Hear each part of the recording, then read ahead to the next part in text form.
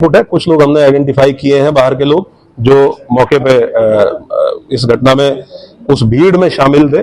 उनमें से कुछ लोगों का यह भी पता चला है कि एक दो लोग बाहर के ऐसे भी थे जिनके द्वारा संभवतः फायरिंग की घटना की गई। उनके लिए हम लोग कर रहे हैं। अगर दूसरे जनपद से भी सहायता की आवश्यकता होगी तो वहां की पुलिस से भी संपर्क करके उनकी भी सहायता लेके हम लोग इनको गिरफ्तार करेंगे। और कितना मोटा अमाउंट होगा लोगों का जो संख्या इकट्ठा होगी, कितने लोग थे? ऐसा कहा जा रहा है 40,000 लोग उनको इकट्ठा करने की बात नहीं, क्योंकि कहीं एक पॉइंट पे तो इकट्ठा हो ही नहीं पाए। जो हम लोगों की नाकाबंदी थी, क्योंकि हम लोग अवेयर थे पहले से ही कि इस प्रकार का एक प्रयास हो सकता है कि किसी एक पॉइंट पे बहुत अत्यधिक भीड़ की जाए, तो हमारी नाकाबंदी और बैरिकेडिंग शहर के चारों तरफ थी।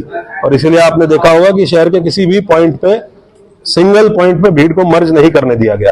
अगर भीड़ एक जगह पे मर्ज होती है तो वो भीड़ बहुत ज्यादा संख्या हो जाती है। तो हमारे पास जो भी बैरिकेडिंग पे राजपत्रित अधिकारी जीओज लगे थे, उन्होंने अलग अलग पॉइंट्स पे रोका और इसीलिए 10 एफआईआर दर्ज हुई है। अलग अलग 10 पॉइंट्स पे पुलिस के साथ पुलिस के ऊपर पथराव या सरकारी कार्य में बाधा डालने का काम किया गया।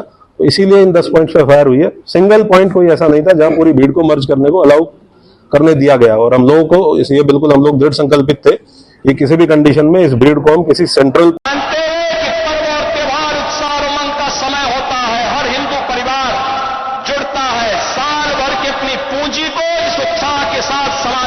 मिल बांट करके अपनी खुशी को मनाता है। कोई हिंदू, कोई सनातन धर्मावलंबी भेदभाव नहीं करता किसी के साथ।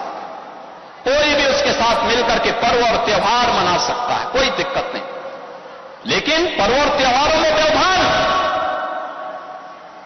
पर्व और त्योहारों के समय माहौल खराब करना ये स्वीकार्य नहीं। और मैं फिर कहूंगा कि अगर किसी ने सड़कों पर प्रदर्शन करके उपद्रव करने का दुस्साहस किया, और मैं ये भी कहूंगा उनको चेतावनी दे रहा हूं उन लोगों को जो कायरों की तरह, बुज़दिलों की तरह बच्चों और महिलाओं को आगे करने का काम कर रहे हैं, याद रखना इसकी भारी कीमत चुकानी पड़ेगी उनको। अगर उन्होंने किसी भी पर्व और त्योहार में व्यवधान